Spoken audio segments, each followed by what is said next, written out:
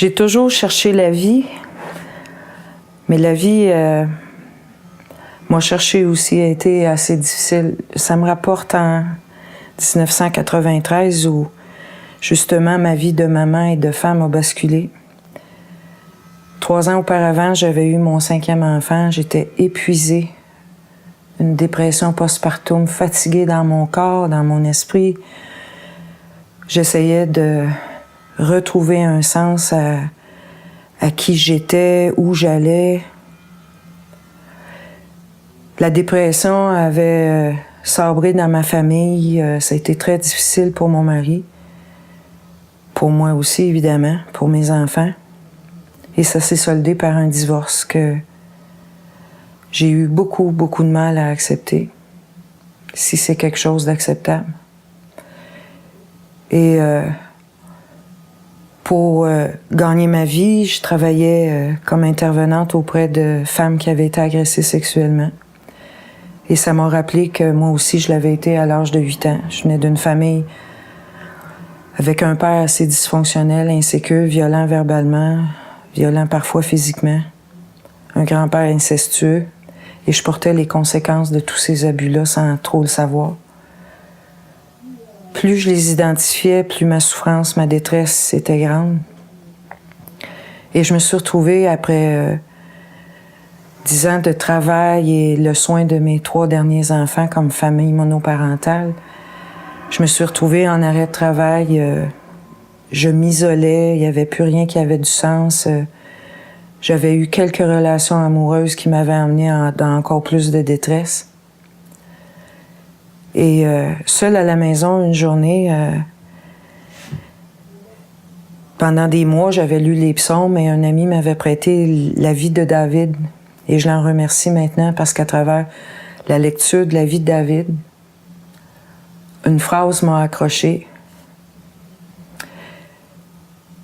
Et tout à coup, par la fenêtre du salon, j'ai ressenti une chaleur, un bien-être, une lumière qui était quelque chose que j'avais jamais vu auparavant.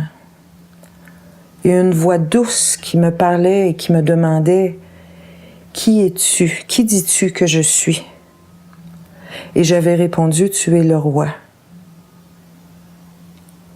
T'es mon père. »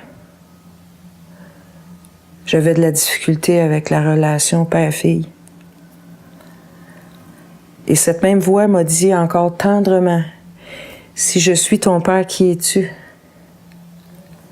Je suis ta fille. Et si t'es le roi, je suis une princesse. » Et je ressentis que je ne serais plus jamais la Cendrillon qu'on traîne dans la cendre, que l'amour ne m'abuserait plus. Parce que l'amour qui me parlait, un Dieu vivant avec une parole vivante, venait de percer en moi ce cœur brisé. Et je suis tombée agenouillée sur le tapis du salon et j'ai pleuré ma vie. J'ai tellement pleuré ma vie avec cette assurance que j'étais pardonnée, que Dieu venait de me laver, de me nettoyer, de m'enlever tous les fardeaux parce que pendant toutes ces années-là, j'avais vécu séparée de lui, j'avais pensé être capable de contrôler ma vie, de contrôler les circonstances, de refaire ma vie, de soulager des femmes. J'avais pas pu sauver ma mère, j'avais pas pu sauver ces femmes-là, mais c'est Jésus qui voulait me sauver. Et il me montrait, Dieu lui-même me montrait que Jésus, son Fils bien-aimé, était mort pour moi. Il était mort parce qu'il m'aimait, parce qu'il voulait que je sois son seul amour.